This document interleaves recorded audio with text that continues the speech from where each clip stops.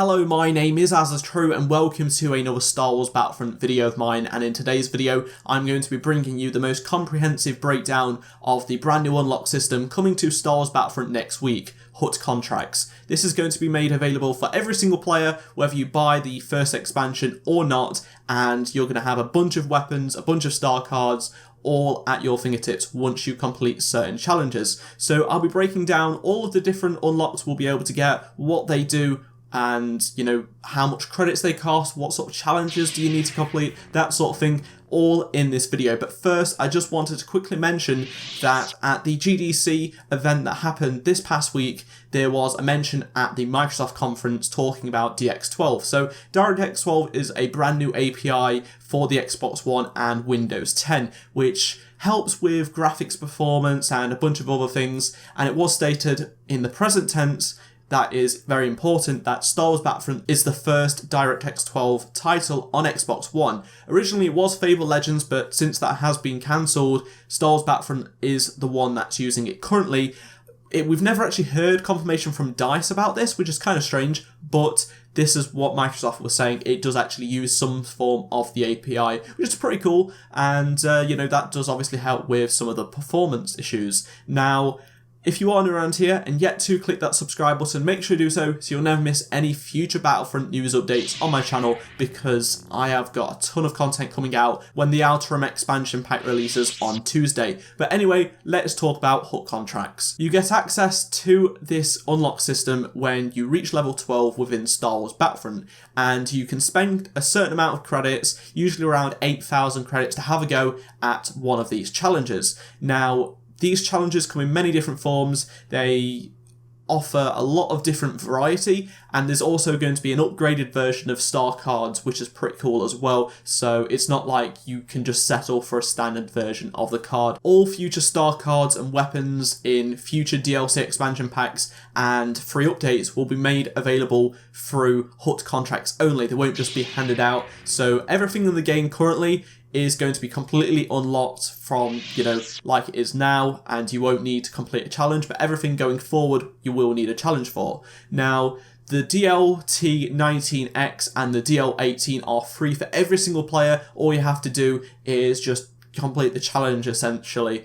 But if you want to get the relby V10, the DT12, the Scattergun, Dioxis Grenade, and Adrenaline Stim, you will actually need the DLC to have a shot at completing these challenges. So let's talk about the details of these new blasters and star cards. The DL18 is actually a blaster pistol, and you will actually need to unlock it. You will need some streaks in the blaster pistol department and get so many kills with a scat pistol to unlock it. The DLT19X is a different variant to the DLT19. It's much more powerful than the T21B weapon, which is pretty cool, and one shot will actually overheat it, but like I said, it's very, very powerful, and it is not going to be a weapon to be messed with. If you use cooling cell, then you have a perfect combination. Moving on to the DLC related specific weapons, so we have the relby V10, which was used by Bosk, and it's essentially kind of like a sniper rifle. It has a scope and it's semi-automatic and actually fires as quickly as you tap fire, which is pretty cool. Then the DT12 has a very slow rate of fire but a high damage, very similar to the DL44. 3 hits to kill, and it looks like you can get about 8 to 10 shots before it does overheat. Adrenaline Stim actually replenishes all of your health very, very quickly. Then Dioxis Grenade is essentially like a smoke grenade, but you can see through it a lot more as it is green smoke, but it actually does damage over time. So if you walk into it, you'll start to feel the effects and you probably will die. Now, if you want to upgrade these star cards, you have to get certain kills or do certain things with these star cards previously. So once you've unlocked the base version of that card, to get access to the upgraded version, you have to say get so many kills with a standard Dioxis Grenade and use explosive grenades to get more kills with it. Finally, we have the Scattergun, which fires micro shards that pierces the personal shield. So other than the melee, we actually do have another weapon to take out that pesky personal shield. And I just want to give a quick shout out to E-Man Gameplay on Reddit. He put a picture together to show that the slug thrower from Star Wars Republic Commando is actually the same weapon as the Scattergun, which is pretty cool to see. The images that I've shown of Hutt contracts were actually from Jack Frags' livestream. There will be a link to the description below where you can go check out gameplay of the AZZATRU in there. Seeing as we are on the topic of weapons, there's actually going to be a pickup that is actually going to be a weapon called the Ion Disruptor Rifle, and it's a charged pickup that does a amount of damage, a bit like a grenade launcher to some extent in a small radius.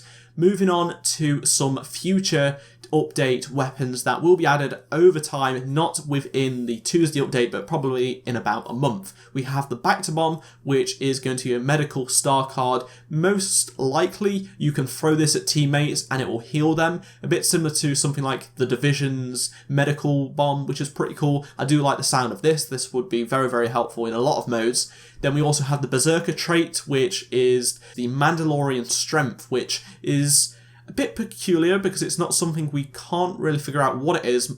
My guess is it increases your strength of, say, your melee, so it's only like one hit to kill from all angles. Maybe you can reach a little bit more. I don't really know. It's kind of strange, but it's gonna happen.